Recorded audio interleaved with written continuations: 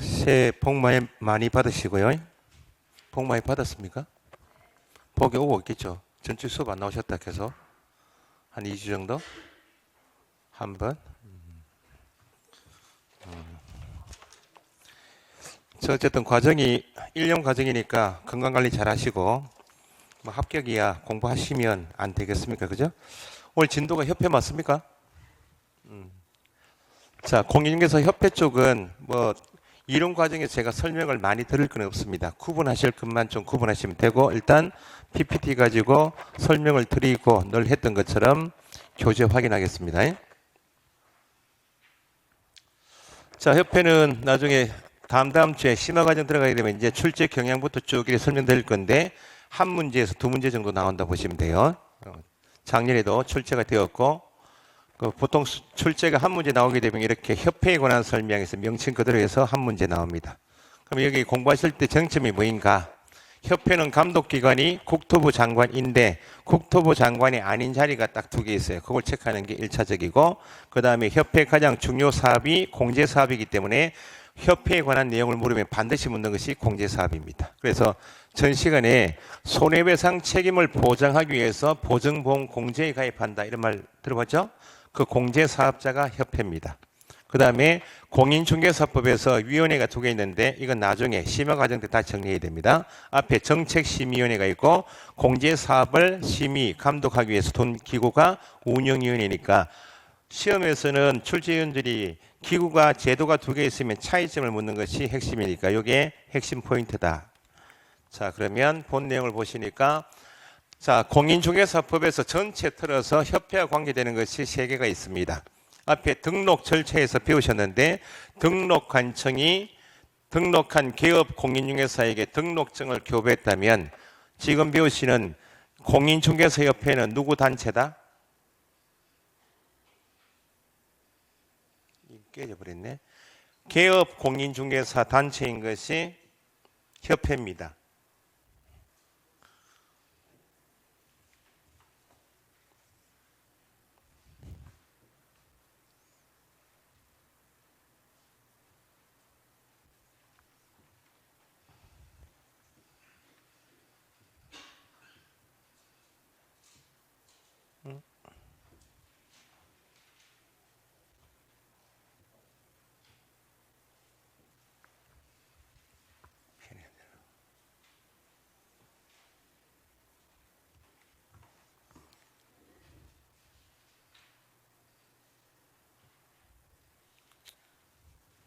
자, 공인중개사협회는 회원이 개업 공인중개사 단체이다. 그래서 연관해서 공부하실 것이 암기사항이기도 하지만 등록증을 교부한 사람이 등록관청이다. 누구한테 등록증을 교부한 겁니까? 개업 공인중개사에게 등록증 교부한 내용은 모아서 다음 달 10일까지 개업 공인중개사 단체인 협회에다 통보해야 한다. 그래서 등록관청이 협회에 통보한다. 이게 암기사항이 두 번 나왔습니다. 자, 그 다음에 시도지사가 교육을 좀 이따 배우시면 실무나 연수교육이나 직무교육을 시도지사가 실시하는데 시도지사의 교육 업무를 협회에 위탁하니까 협회는 자기 본래 고유 업무가 아니고 시도지사로부터 위탁받아서 교육 업무도 실시하죠. 그래서 올해 35일 때 증을 따시고 실무교육을 받으러 가면 어디서 주관하는가? 협회에서 주관을 해요. 그 다음에 공인중개사 자격시험은 시험시행기관의 장이라 해서 앞에서 배우신 게 원칙은 시도지사 예외로 국토부 장관이 시험시행기관인데 시험시행기관의 장이 시험시행 업무를 협회에 위탁할 수도 있다. 그래서 실제로 매년 협회가 국토부에 건의하는 것이 시험은 어쨌든 법에서 협회에 위탁할 수 있다는 규정이 있으니까 우리한테 시험시행권을 넘기라고 계속 주장하고 있죠. 그러면 협회는 누구 단체인데요? 개업 공인중개사 단체이면 시험이 쉽겠나요? 어렵겠나요? 소장 단체니까 어려워진다는 겁니다. 그래서 국토부에서 계속 맡고 있고 국토부에서 법에서는 협회 위탁한다 되어 있지만 어쨌든 아직까지 막고 있다. 그래서 협회와 관계 있는 것이 전체적으로 제일 잘 나오는 것이 맨 위에 있는 등록 간청이 다음 달 10일까지 기업 공인중개사에게 등록증 교부 사항 등을 모아서 다음 달 10일까지 이렇게 해서 전체 관계 있는 것이 있고, 자, 그 다음에 협회 설립입니다.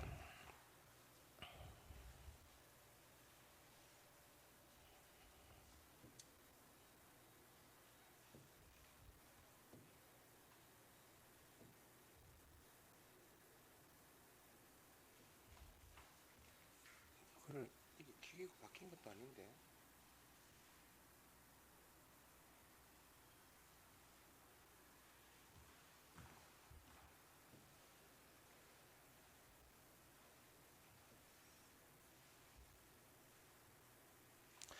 자, 협회는 일단 기초적으로 회원이 개업 공인중개사인 줄 미리 담으시고, 협회는 개업 공인중개사가 설립 주체입니다. 개업 공인중개사 종별은 몇 사람이 있나요? 공인중개사법에서 개업 공인중개사 종별. 법인이 아닌 개업 공인중개사 두 사람이 있고 법인 총 세 사람이죠. 법인이 아닌 하면 개인인데 두 사람. 부칙 규정에 의한 기득권 인정받은 부칙 규정에 의한 개업 공인중개사하고 공인중개사인 개업 공인중개사 두 사람이 법인이 아닌 자. 어쨌든 부칙도 개업 공인중개사이다. 이니까 부칙도 포함해서 목적조항 보니까 영리를 위하여 그런 말이 없이 업무를 효율적으로 수행하기 위하여. 그래서 협회는 비영리 목적으로 설립하는 단체다. 마지막으로 글자가 다 깨졌네. 협회는 설립해야 할 의무 규정이 아니고 임의기구로서 개업 공인중개사가 필요하면 설립할 수 있다. 기본 조항이 할 수 있는 임의 규정을 설립해야 한다. 이렇게 기출문제가 출제가 당연히 됩니다. 그 이전 시험에는 협회 설립 주체는 개업 공인중개사이지 개업 공인중개사라고 빼고 공인중개사가 설립할 수 있다. 이렇게도 나오니까 꼼꼼하게 체크하셔야 돼요. 자, 그럼 밑에 협회 성격 보니까 협회는 법인으로 한다 되어 있다. 그죠? 협회는 법인으로 한다. 단문이기 때문에 시험에 틀립니다. 협회는 법인으로 한다. 방금 전에 보셨듯이 협회 설립 목적은 영리를 위하여 그런 말이 없으니까 비영리 법인이고, 사단 법인인가 재단 법인은 우리 시험 법인은 안 들어가지만 민법에서 인하게 되면 자연인 법인이 있는데, 법인은 크게 법인 설립 목적을 달성하기 위해서 재산을 처리해서 만든 게 재단 법인. 우리는 재산을 모아서 만든 단체가 아니고 개업 공인중개사인 사람을 사원을 해서 만든 사단 법인이다. 그래서 협회는 법인인데 구체적으로 이야기하면 영리 법인이 아니고 비영리 법인이고 재단 법인이 아니고 사단 법인이다. 그러면 공인중개사 협회에 대해서 공인중개사법에서 규정되어 있는 것은 공인중개사법에 있으니까 우선 적용될 것인데, 협회인 비영리 사단 법인에 관하여 공인중개사법에 더 이상 없다. 그럼 어떤 법이 보충주로 적용될 것인가? 현재 법 중에서 비영리 법인에 관한 규정을 담고 있는 법이 민법입니다. 주식회사처럼 회사 규정은 영리 법인을 담고 있는 법이 상법입니다. 그래서 비영리 사단 법인이기 때문에 민법 중 사단 법인 규정을 적용한다. 이게 3번 정도 나왔던 겁니다. 협회에 관하여 공인중개사법에 규정된 것 외에는 민법 중 재단 법인에 관한 규정을 적용한다 해서 틀린 지문, 또는 민법 중 조합에 관한 규정을 적용한다 이렇게 해서 틀린 지문 나오니까 함정 체크를 하시면 되고, 협회는 법인이다. 그럼 앞에도 공인중개사법상 개업 공인중개사 중에서 법인인 개업 공인중개사도 법인이면, 법인은 사람이 되려면 뭘 해야 사람이 된다고요?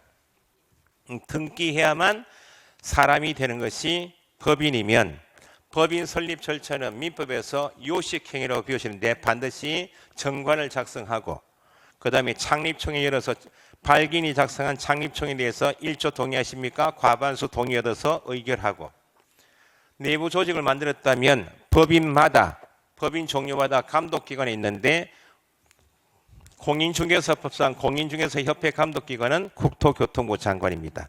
이것도 인가받아 해야지 꼼꼼하게 허가 이렇게 하면 틀린다는 겁니다. 그래서 주된 사무소 두고 협회에 대해서 설립 등기하게 되면 그때 성립되는 거. 그럼 절차가 1. 정관 작성하고 의결 거치고 국토부 장관이 인가받아 등기함으로써 성립한다 해야지 기출문제처럼 인가받음으로써 성립한다 하면 안 됩니다.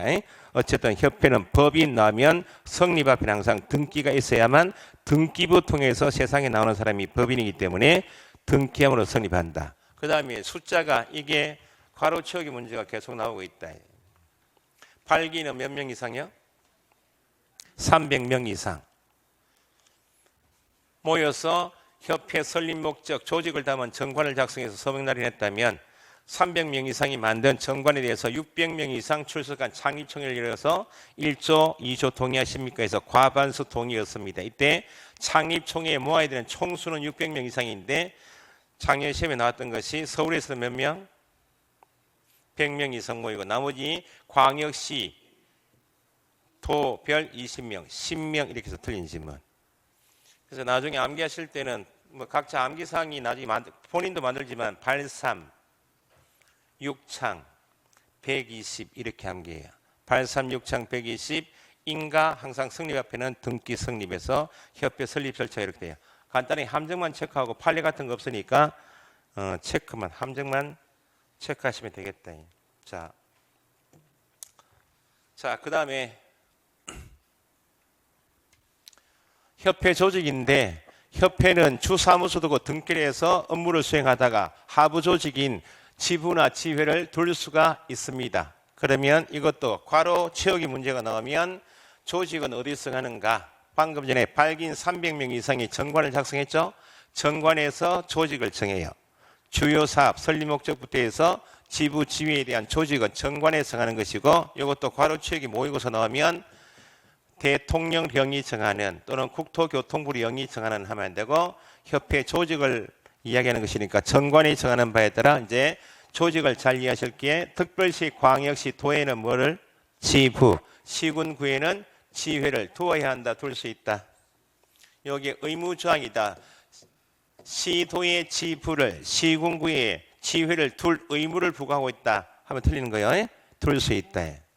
이것도 돌려서 특광도의 지회를 시군구의 지부를 이렇게 돌리기도 하니까 서울특별시에는 뭘 둔다고요? 지부.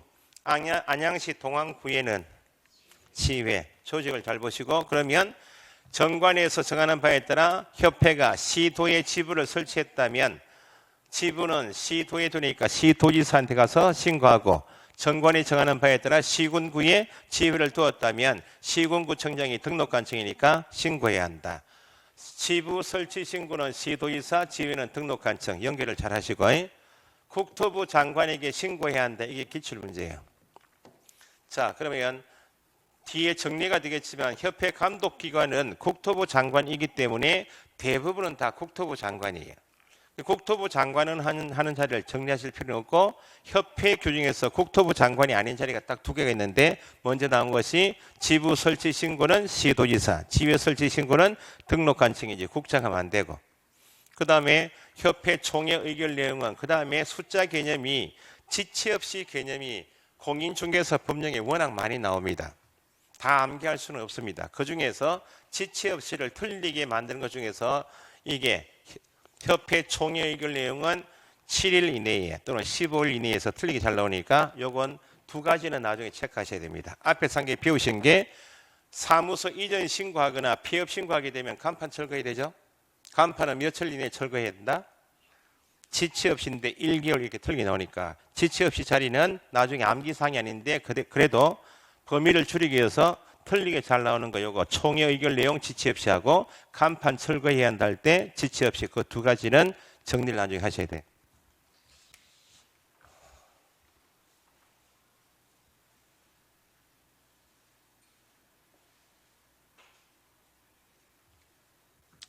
자, 협회 업무가 있는데 협회 업무는 이게 화면이 이렇게 바뀔 리가 없는데 이렇게 자, 어쨌든 뭐 시작했으니까 1시간 쉬고 맞춰봅시다.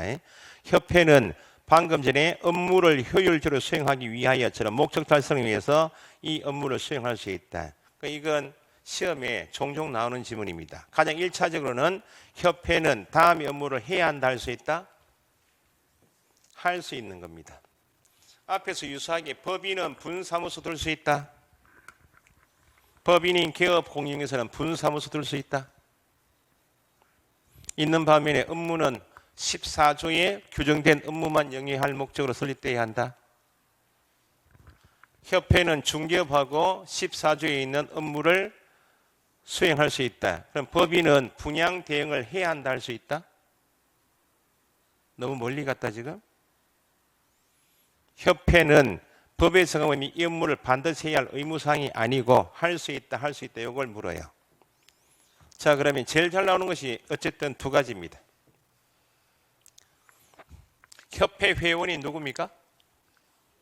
개업공인중개사이면 협회는 회원인 개업공인중개사 대상으로 부동산 정보 제공에 관한 업무를 수행할 수 있다. 이게 최근에 두 번, 세 번 나왔던 질문. 그러면 이걸 달리 표현하면 앞에서 배우신 것 부동산 거래 정보망 기억납니까? 부동산 거래 정보망에 가입해서 이용할 수 있는 사람도 누구만? 개업공인중개사만 가입해서 물건을 확보했는데 손님이 없으면 망에 물건 올려달라 하고 물건 찾고 있는 소장하고 연결해서 공동 중개하는 인터넷이 정보망이면 협회가 고유 업무로 살 수 있는 부동산 정보 제공 업무를 수행할 수 있다는 말은 달리 표현하면 회원인 개업 공인중개사 대상으로 뭘 할 수 있다? 부동산 거래 정보망 사업을 할 수 있다. 가장 중요 사업이 공제 사업입니다. 설립 목적이 비영리 법인이니까 공제 사업은 영리 사업이다. 기출문제. 비영리이고 회원 간의 상호 부조 목적으로 공제 사업을 할 수 있다. 이렇게. 제가 잘못된 건 아니겠죠. 노란 거 나왔다가.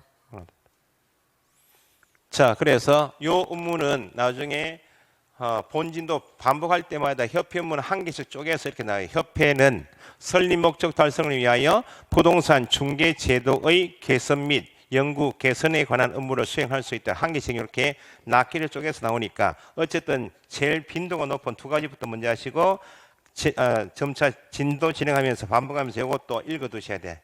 전체적으로 시험에 한 문제씩 나오기도 하지만 어쨌든 낱개로 쪼개서 나옵니다. 그러면 협회를 물으면 반드시 묻는 사업이 공제 사업입니다.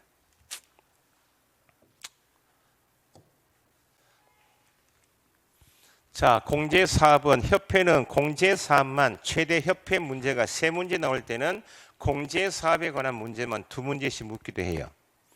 자, 방금 전에 손해배상 책임을 보장하기 위한 공제 사업은 해야 한다 할 수 있다? 할 수 있다. 이게 가장 기본. 그래서 교재 좀 이따 읽어드리겠지만 교재에서 공제 사업은 꼼꼼하게 보셔야 됩니다.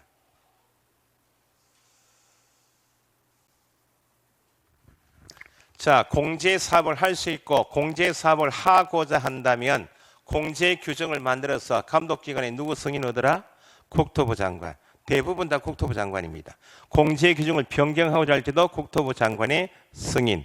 처음에 제정 또 승인, 변경도 승인 얻어야 한다. 회계 기준은 협회는 여러 가지 경로를 통해서 수입이 있겠죠. 교육 수입도 있고 부동산 거래 정보망 수입도 있고 공제 사업하게 되면 개업 공인중개사가 공제 계약할 때 공제를 받게 되니까 회계 기준은 손해배상 기금하고 복지 기금으로 구분하여 회계 원칙에 부합되는 세부 기준을 시험에 다 나왔던 겁니다. 자, 여기부터 숫자가 나오는 거. 책임 준비금 적립 비율 제도가 뭐인가? 왜 중요해서 이게 시험에 자꾸 나오는가? 손해배상 책임을 보장하기 위해서는 네가 개업 공인중개사하고 공제 계약할 때 받아두었던 공제료의 일정 금액은 항상 가지고 있어야 된다. 것이 책임 준비금입니다. 예를 들면 전국에 10만 명의 개업 공인중개사가 협회하고 만약에 20만 원씩 내고 공제 계약을 했다.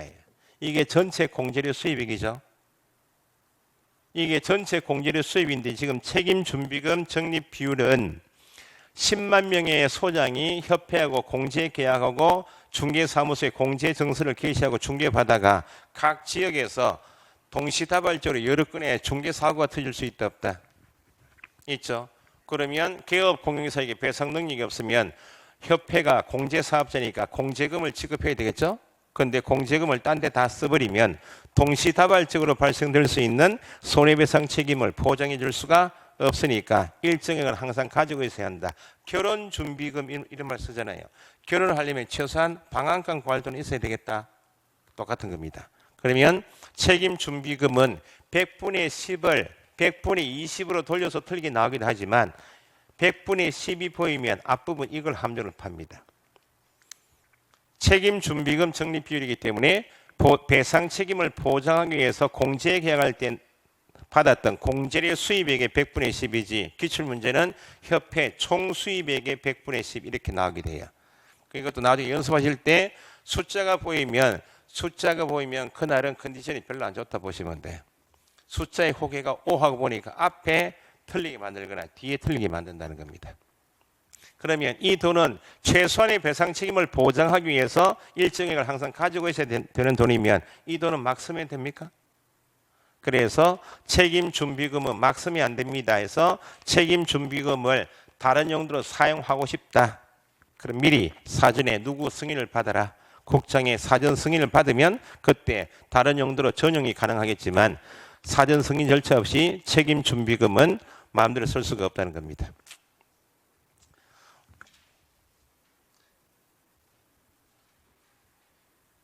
자,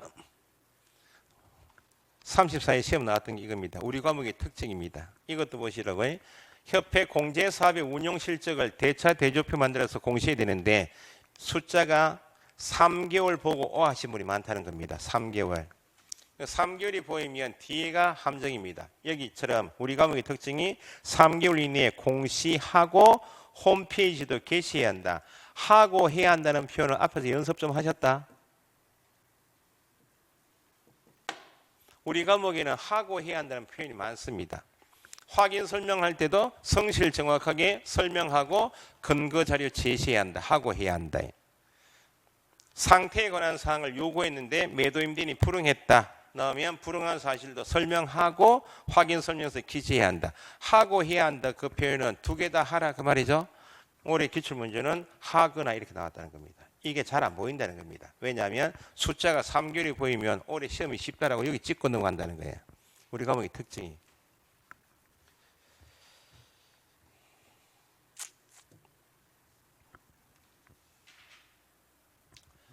자, 그 다음에 국토부 장관이 아닌 것 두 번째, 여기 마지막입니다. 공제 사업에 대한 회계, 조사, 검사는 누가 할 것인가? 감독기관은 국토부 장관이기 때문에 요청은 누가 하고? 국토부 장관이 요청하지만 조사, 검사할 수 있다 나오면 누가 조사, 검사한다? 금융감독원장. 협회 전체 조항 중에서 이제 국토부 장관이 아닌 자리가 두 개 다 나왔습니다. 지부 설치 신고, 시도지사, 지회 설치 신고, 등록관청은 국장이 아니고 공제 사업에 관하여 조사 검사할 수 있다 할 때는 국토부 장관이 조사 검사가 아니고 누가 한다고요? 금융감독원장. 요 두 군데 빼고는 다 국토부 장관입니다. 자, 위원회는 나중에 심화 과정 때 가면 앞에 정책심의위원회하고 비교를 하셔야 되는데 일단 공제 사업 파트에서 운영위원회가 있다면 운영위원회를 둔 목적은 공제 사업 때문에 두게 되었다. 공제 사업에 관한 사항을 심의하고 업무 집행을 감독하기 위해서 공제 사업을 누가 하니까요? 협회가 하니까 협회에 둔다. 함정을 어떻게 파겠나요? 협회 자리에 국토부에 하면 틀리고 둔다는 말은 반드시 두어라 하는 표현이니까 뭐라고 하면 틀리고 둘 수 있다 이렇게 틀리게 만드니까 운영위원회는 공제사업 운영위원회니까 공제사업 때문에 두었습니다. 공제사업하는 단체가 협회니까 반드시 두어야 한다. 협회에 둔다. 자, 위원은 몇 명으로 구성되는가? 공인중개사법에서 숫자는 이거 19가 이거 한 것밖에 없어요. 운영위원회 위원은 몇 명 이내로 한다? 19명 이내로 한다. 그 다음에 차이점 요 4번 임기. 정책심의위원회 나중에 배우시는 정책심의위원회하고 임기는 2년이 똑같아요. 공인중개사 정책심의위원회는 앞면이 있습니까? 앞면이 없죠.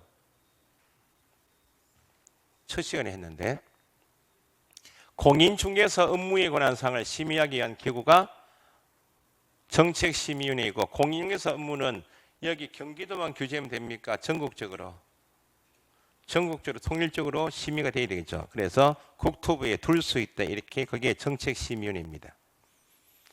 둘 수 있는 기구는 임기는 2년을 한다라고 정하면 되지 연임 규정을 둘 필요가 없습니다. 반드시 둬야 되는 기구 같으면 2년을 하고 한번 연임한다는 말을 두지만 정책심의위원회는 나중에 둘 수 있는 임의 기구이기 때문에 위원회 임기는 2년으로 한다는 것은 운영위원회와 똑같지만 거기는 연임 규정이 없지만 여기는 반드시 둬야 되는 기구이기 때문에 1회 하나에 연임할 수 있다. 기출문제는 위원회 임기는 2년으로 합니다. 연임 규정은 없다 이렇게 나와요. 지금 협회 조항은 공부를 구체적으로 막 이렇게 하는 단계는 아니에요. 우리 과목에 지금 출제가 판례가 없는 규정은 어떻게 함정을 파는가 그걸 지금 보시는 겁니다. 자, 이것도 나온 김에 여기는 부위원장 반드시 두는 운영위원회는 부위원장 제도가 있습니다. 나중에 정책심의위원회는 부위원장이 없다. 있다 없다의 차이점이 뭐인가? 직무대행에서 두 번, 세 번 나왔던 것이 운영위원회는 부위원장이 있기 때문에 위원장이 부득이한 사유로 직무를 수행할 수 없으면 누가 대행한다고요? 여기는 부위원장이 대행한다는 말이 있지만 나중에 비교 정리할 때 정책심의위원회는 부위원장이 없기 때문에 기출문제처럼 부위원장이 대행한다면 틀린다. 회의를 열 때는 몇 명이 나와야 회의가 개의가 되고 의결은 몇 명이 찬성이 되는가? 정족수란 말은 필요한 숫자를 얘기합니다. 회의를 열 때는 당연히 현재 있는 제적, 만약 19명이 내니까 18명이 제적위원이다. 그 회의를 개의할 때는 제적위원회 반수가 아니고 과반수니까 반수는 2분의 1 개념이지만 과반수는 2분의 1 초과 개념이니까 현재 만약에 운영위원회 위원수가 18명이면 몇 명이 나와야 개의가 되고 8 반수하게 되면 2분의 1이니까 9명만 나오면 되겠죠. 그러면 과반수는 2분의 1 초과 개념이니까 몇 명? 10명은 나와야 한다 이렇게. 그럼 10명이 나왔다면 개의가 되었다. 관건에 대해서 이제 의결할 때는 나온 사람, 출석한 사람 손 들어보십시오. 그러니까 출석 과반수니까 10명이 나왔다면 몇 명이 찬성해야? 6명이 찬성해야만 된다. 과반수 자리를 반수로 돌리면 틀리고 기출문제는 의결한다 하면 뭐의 과반수라고요?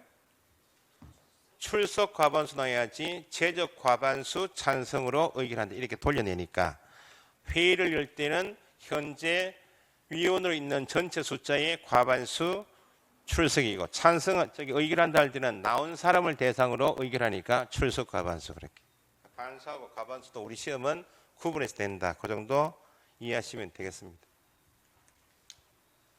자, 공제사업 운영의 개선 명령은 출제 중이 가장 높습니다. 이게 단독 문제가 이미 2번 나왔고 최근 시험에 지문에 2개씩 나오는 것 내용이 뭐인가? 국토부 장관이 당연히 나올 것이고 협회 공제사업 운영을 심의 조사 감독해 보니까 적정하지 않단 말은 공제료 수입액을 딴 데 다 썼다는 겁니다. 그래서 중개사고 피해자나 공제 가입자 권익을 해야 할 우려가 있다. 그러면 네가 운영하는 공제사업을 이렇게 운영하면 안 되니까 이런 필요한 조치를 취하라고 개선 명령할 수 있다. 국장의 공제사업 운영에 대한 개선 조치로서 볼 수 있는 것 없는 것 빡센 문제가 2번 나왔어요.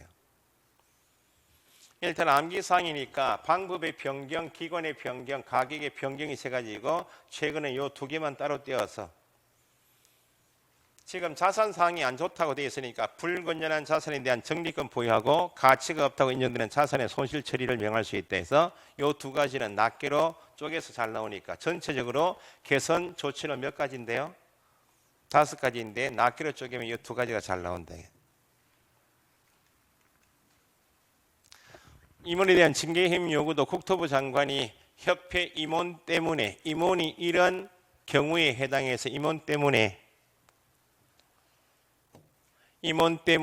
공제 사업을 건전하게 운영하지 못할 우려가 있다. 그 임원 때문에.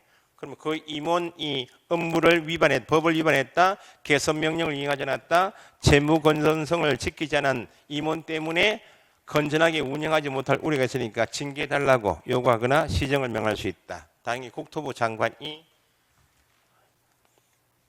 요구권자이고 제재도 500만 원 이하가 들어요. 마지막으로 숫자 나오는 것이 재무 건전성 기준에서 요거 기업의 직업 여력 비율은 100분의 얼마라고요? 100 이상. 직업 여력 비율은 협회가 배상 책임을 보장하기 위해서 받아두었던 공제료 수입 중에서 공제금을 지급할 수 있는 여력 비율은 얼마로? 100분의 100 이상 유지할 것. 앞에 책임 준비금 적립 비율은 공제료 수입액이 얼마요? 100분의 10. 그러니까 숫자가 요 두 가지가 혼돈이 많이 돼서 이것도 시험에 한번 나왔고 책임 준비금 적립 비율은 계속 나오고 있다. 근데 제가 설명을 못 드리는 것이 지급 여력 비율은 100분의 100 이상입니다 해놓고 지급 여력 비율은 뭐에서 뭘 나눈 비율인데 쭉 설명이 되어 있는데 무슨 말인지 모르겠어요.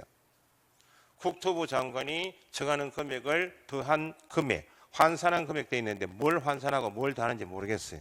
그 협회 전해보니까 저희도 잘 모릅니다. 법은 정해놨지만 어쨌든 숫자 노름이기 때문에 지급 여력 비율은 100분의 100 이상 나왔어요. 자, 여기까지가 협회 조항이 대부분인데 협회 조항은 대부분 누가 출연한다고요? 국토부 장관이 대부분이에요. 그 국토부 장관 자리는 따로 정리하실 필요가 없고 국토부 장관 자리가 아닌 밑에 두 가지 요구만 정리하시는 게 시험 공부입니다. 지부 설치 신고, 시도지사 지회 설치 신고, 등록 관청 국토부 장관 하면 되고 방금 전에 협회 공제 사업에 대한 조사 검사는 누가 하고요? 금융감독원장이. 이게 정리 내용이에요. 그래서 다음 이제 심화 과정 들어가게 되면 조금 더 구체적으로 숫자도 다시 보고 결론은 이게 객관시험의 정답지 이게 국토부 장관 자리인가 아닌가를 구분하실 줄 아십니까? 그에 관한 문제. 자, 업무 위탁은 포상금 제도하고 교육 규정이 남았는데 이 포상금 제도도 나중에 5월달 정도 가시면 지금 배우시는 공인중개사법 안에도 포상금 제도가 있고 공인중개사법이 끝나면 그 다음 배우시는 법인 부동산거래 신고법에도 포상금 제도가 있어요. 차이점을 묻는 것이 포상금 제도인데 공인중개사법에서 포상금은 누가 줄 것이고 포상금을 지급받기 위한 요건이 어떤 것인가. 시험은 출제가 거의 매년 한 문제씩 출제되었다가 띄엄띄엄 나오게 된 게 최근입니다. 포상금은 어떤 경우에 누가 줄 것인가 보니까 포상금은 누가 준다고 되어 있나요? 포상금 공인중개사법에서 포상금은 등록관청이 포상금 지급권자입니다. 그래서 기출문제에서 국토부 장관이 포상금 지급한다 해서 돌리면 틀리고 포상금을 지급받을 수 있는 사람은 숫자가 많은데 일단 정답은 이겁니다. 공인중개사법을 위반한 자에 대해서 등록관청이 과태료 처분할 건데 과태료 처분 대상 위반 행위는 포상금과 관계가 없다. 그 이유를 이해하시면 됩니다. 여기 3-3이 쭉 적어놨죠. 3년 이하 징역 3천만 원, 1년 이하 징역 1천만 원 이하 징역형 벌금형 대상인 자만 포상금을 주는 이유가 이만큼이 포상금을 주는 사유입니다. 자, 포상 금액은 얼마 줄 것이고 포상 금액을 받기 위한 요건은 어떤 경우인가? 포상금은 한 건당 50만 원 줍니다. 건당. 이것도 건당 자리에 1인당에서 틀린 질문 나오기도 하고 50만 원 자리에 150만 원 이렇게 나오기도 하고 30만 원 나오기도 하고 건당 50만 원, 인당 50만 원이 아니고 그러면 포상금을 지급받기 위한 요건이 일단 신고 고발 대상자가 행정관청이 먼저 적발한 다음에 포상금을 받을 수 없겠죠. 행정기관이 발각되기 전에 먼저 신고 고발이 들어가야 되고 두 번째 신고 고발 사건이면 다 어디에 불려가는가? 검찰청에 불려간다는 겁니다. 검찰청에 불려가는 죄는 형사재판 대상이 되는 징역형 벌금형 대상이 되는 경우에만 검찰청에 불려가요.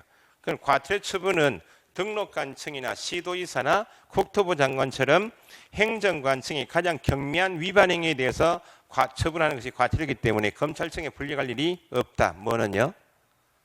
과태료 처분 대상 위반 행위자는 검찰청에 불려갈 일이 없어요. 뭐 위반 행위 한 때만 불려간다고요? 징역형하고 벌금형 대상인 때만 검찰청에 불려가요. 시험에 두 번이나 나왔던 것이 100만 원 이하 과태료 처분, 500만 원 이하 과태료 처분 위반 행위는 포상금 지급 사유이다 이렇게 두 번 나왔어요. 포상금하고 뭐하고는 관계없다? 과태료 처분하고 관계없다. 왜냐하면 요건이 포상금을 지급받기 위한 요건이 행정기관에 의해서 발각되기 전에 신고 고발해야 할 것. 두 번째, 다 어디 불려가서 검사가 수사해서 죄가 인정되면 재판 갑시다. 공소 제기. 기소한다 들어보셨죠? 불구속 기소, 구속 기소 들어보셨죠? 재판 갑시다는 것이 공소 제기. 재판 갈 정도의 죄가 아니면 공소 제기를 유의하겠다. 검찰청에 불려가면 죄질이 나쁘면 재판 갑시다. 공소 제기. 재판 갈 정도의 죄가 아니다. 초범이고 피해액도 크지 않고 반성의 기미가 있으면 죄는 지었다. 재판 갈 정도의 죄가 아니면 기소유예 결정을 해요. 그러면 여기에 이제 함정입니다. 무죄 판결을 받은 경우에도 포상금 줄 것인가? 결격 사유할 때 한번 설명을 드렸습니다. 간단하게. 징역형 벌금형 대상이 되는 죄를 지으면 1차적으로 수사기관이 검찰청에 불려갑니다. 불려가서 지금 나온 것처럼 검사가 수사해서 죄가 인정되면 두 가지를 결정해요. 재판 갑시다. 공소 제기를 한다든지 공소 제기인 기소가 할 재판 갈 정도의 죄가 아니면 공소 제기인 기소를 유예한다. 이렇게. 나중에 부동산 일 하시다가 초과 수수했다. 그것도 1년 이하 징역 1천만 원 이하 벌금형 대상이기 때문에 검찰청에 불려가 있다는 겁니다. 그럼 어떻게 하고 가야 되겠어요? 검찰청에서 부른다. 그 말은 검찰청은 수사 자료를 다 가지고 있다 지금. 물어보기는 이렇게 물어보겠죠. 초과 수수한 적이 있습니까? 이렇게 물어봐요. 모른 척 하는 것처럼. 그럼 뭐라고 얘기됩니까? 자료가 다 있다 없다 지금. 가지고 있다는 겁니다. 제가 이제 사정을 이야기해야 되겠죠. 제가 지금 개업한 지가 조사해봐서 아시겠지만 6개월 정도인데 인근 지역에서는 그렇게 다 받길래 저도 받았습니다. 그리고 받은 다음에 다 돌려주고 돌아왔습니다. 선처를 부탁합니다 하니까 재판 갈 정도인 죄가 아니고 범죄 기록 보니까 앞에 사고 친 것도 없고 그때 하는 것이 기소유예입니다. 그럼 공소 제기가 됐단 말은 재판 넘어갑시다 그 말이죠. 이제 법원에 넘어갔다고. 법원에 재판받아서 판사가 죄가 인정되면 두 가지를 결정해요. 죄질이 나쁘다. 형을 선고해서 전과조로 만들어요. 죄는 인정되지만 반성의 기미가 있고 전과조로 만들 정도의 죄가 아니면 형의 선고를 유예한다 이렇게 해요. 아예 죄가 없으면 무죄 판결 때리겠죠. 그러면 무죄 판결이란 단어가 나왔다면 재판까지 넘어갔다 지금. 판결은 여기서 할 거 아니에요. 공소 제기가 되었다면 그 다음 단계가 법원 재판이고 유죄 판결을 때리든지 무죄 판결을 때리겠죠. 그러면 무죄 판결까지 나왔다 그 말은 검사가 이미 뭐는 했다?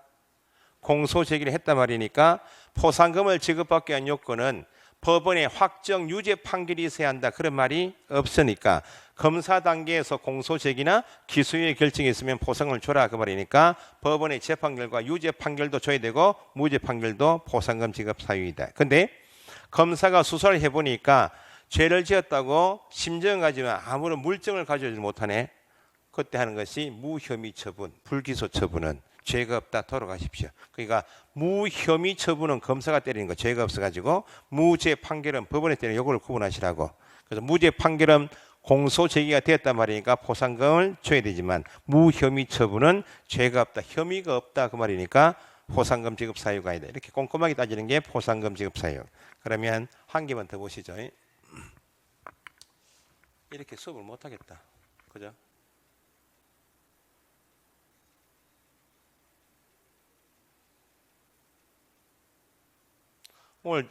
오늘 시간에 정리할 핵심이 이겁니다. 이것도 그림이 깨져 있나? 몇 시입니까? 40분입니까? 10분 쉬었다가 요거 다시 정리해보고 여기서부터 할게요. 암기사항 폼에서 4문제, 6문제 나오는 부분이기 때문에 이 부분부터 하겠습니다. 조금 쉬었